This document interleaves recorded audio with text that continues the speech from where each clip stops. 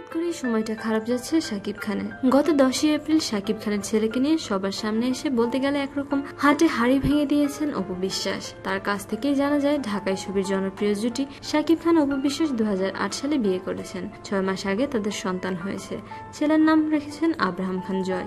আর এরপর শাকিব খানের বিভিন্ন অশোভন কথাবার্তার কারণে তার দর্শকদের কাছে গ্রহণযোগ্যতা কমে আসতে থাকে।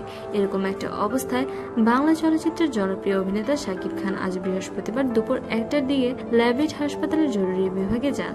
তার সঙ্গে একজন নিকটাত্মীয় রয়েছেন।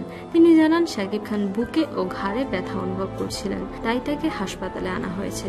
জনপ্রিয় পোর্টাল এনটিভি অনলাইন থেকে জানা যায় ল্যাবেট হাসপাতালের কাস্টমার কেয়ারের সাহারা আক্তার বিষয়টি নিশ্চিত করেছেন। তিনি বলেন শাকিব খান অসুস্থ হয়ে জরুরি বিভাগে এসেছেন, এখনো ভর্তি হননি।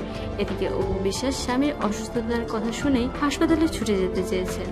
তিনি সবার কাছে শাকিব খানের জন্য দোয়া চেয়েছেন। সেই সাথে তিনি জানান ছেলে আব্রাহামও খুব অসুস্থ।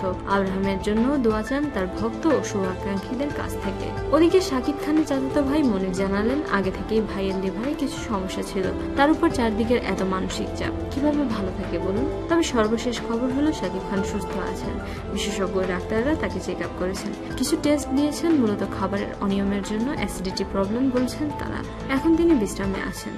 এদিকে শাকিব খান ল্যাবেডে আছেন একথা শুনে তার ভক্তদের ভিড় হয়ে যায় হাসপাতালে। অনেকেই শাকিব খানকে এক ঝলক দেখার জন্য ভিড় জমাতে থাকেন সেখানে। তাদের মধ্যে থেকে কিছু কিছু দর্শকের সাথে কথা বলা হলে তারা শাকিব অপু বিশ্বাস ও তাদের সন্তানের এই পুরো ব্যাপার নিয়ে বলেন, এখন শাকিব খানের উচিত হবে বুবলির সাথে এত মেলামেশা ও বুবলির পক্ষ হয়ে কথা না বলে নিজের পারিবারিক ও প্রফেশনাল লাইফ নিয়ে সুখে থাকা, তাহলে আর কোনো প্রেসারে পড়ার দরকার হবে না। প্রিয় দর্শক, শাকিব খানের হঠাৎ অসুস্থতা নিয়ে আপনাদের যে কোনো মতামত শেয়ার করুন আমাদের সাথে। শোবিজের আরো নিত্য নতুন খবর জানতে আমাদের সাবস্ক্রাইব করুন, লাইক দিন এবং কমেন্ট করতে ভুলবেন না।